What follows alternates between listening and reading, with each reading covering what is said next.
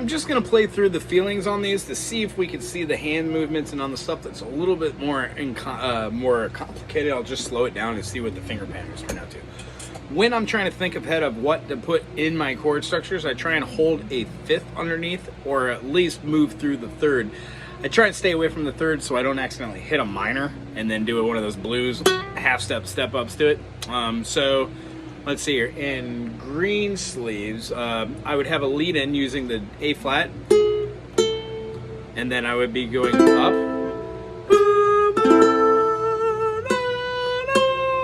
So that's going to be utilizing the G sharp or the A flat to an A, full chord of A minor. Add on the B to be the lending tone, moving towards the C, so A, B, C. So we're moving our second, A, second, third. Changes there key-wise, but it goes to that C major, and when I move that chord, I use my third finger or my pinky to slide up to the 7th fret, and I hold the G note right here, and I play this up here. At that point, I drop down to my G major, and I use my second finger on the B, and I double plump both of those. Back to the A minor portion, but I use a C to go C with the open A, hammer onto the A.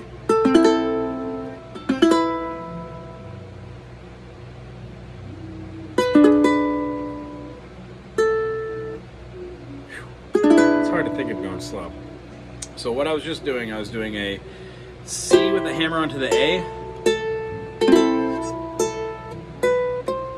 And then here's where we can do one of two things. You can play E7 this way, and then bring it back to your E7 down here. Or you can just use the E7 you know, and utilize the A flat rather than going up here to get that note, which is also in the E7. The A flat that we're utilizing from that E7, if we're not thinking about changing chords and that's the G sharp now, it's just utilizing the A flat for us to go back and forth with this, okay? So what I'm feeling there is like a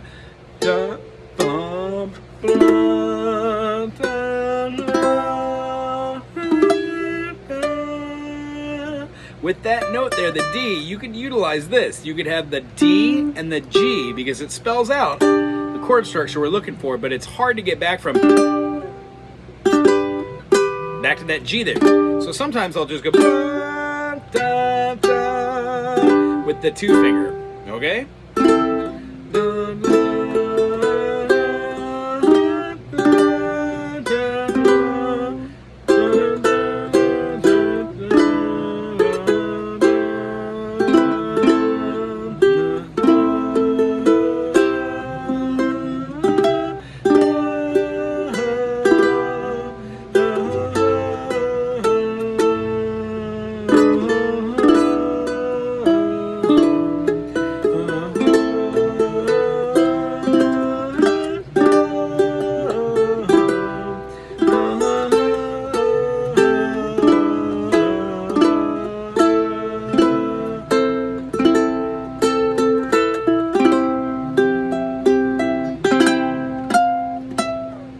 That is pretty interesting. So C up to the second, and then raise that top up to get that high G, right? So, what is that, 10th fret? Yeah, 10th fret. So the C major, playing at the 7th, pinky out here at the 10th. Break it down to the G. A minor. Here's where the A minor to the A minor, to the A minor, to the A minor, working it up. Moves the melody. It's just hard to go from A major chord, A major chord, and A major chord over and over. So here's the first one.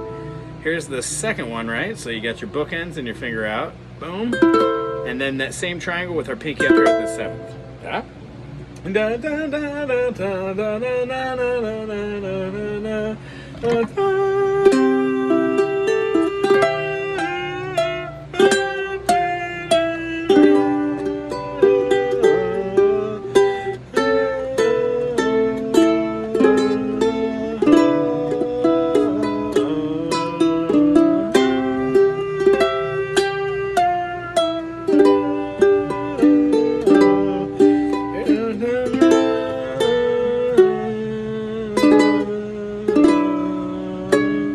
Piccadilly third, maybe? No, keep it on A minor. So when we're going through, they're trying to feel that using the different chord shapes. C can go up to a C up here. Our G can go up to a G shape up here. So that's a bar on the 7th fret, and then playing our pinky on the 10th fret on the A string. When we're moving through these, try and see how this is still a G major. I've just got a different interval mass. This D is my lower D. This G right here is going to be moving through there. The only other note I'm not putting in there is this G, which I can. And as you know, as soon as we scoot it up, that chord changes. But for us, we're doing that high G, which resonates and becomes, I don't know, like a legato note over the top.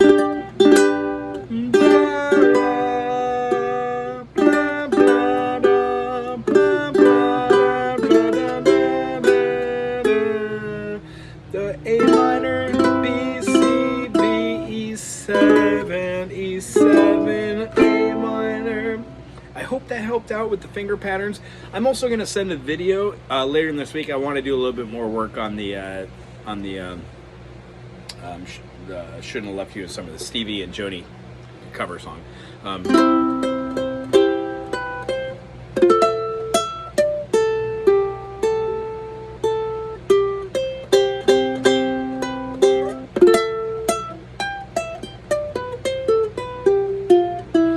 Also, just because we're here in the video, I want to show you what I was talking about.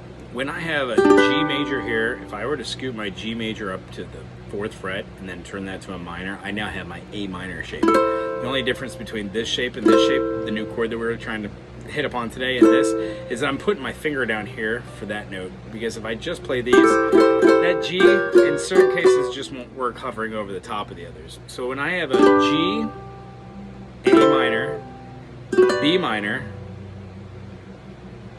C major, D major, E minor. The only other alteration to this is going to be an F sharp diminished, which is going to be going into our G. So our F sharp diminished down here is a D7, which means the D7 that's up top here is also going to be our F sharp diminished. So when we find our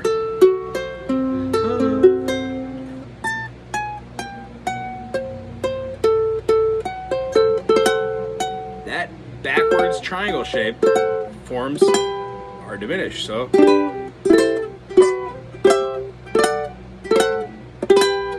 ta-da! What I do is I take this finger and I omit this one here, and then I use just these two. So I have, notice how when I scoot up, I put my second finger down again. And then here,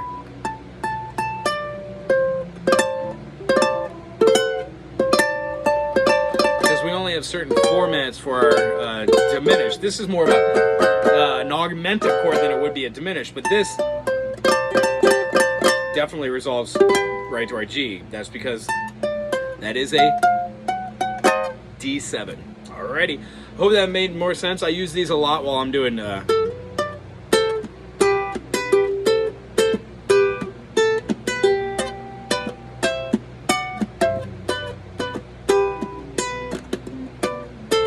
you could also do the minor. Yeah? Cool. Hope that helps out. I'll send another video for that other tune that we were chit-chatting about. When I put a little bit more time and effort in, I just want to half-heart it. Anyway, it's good seeing you. I can't wait to see you after the holidays. Aloha.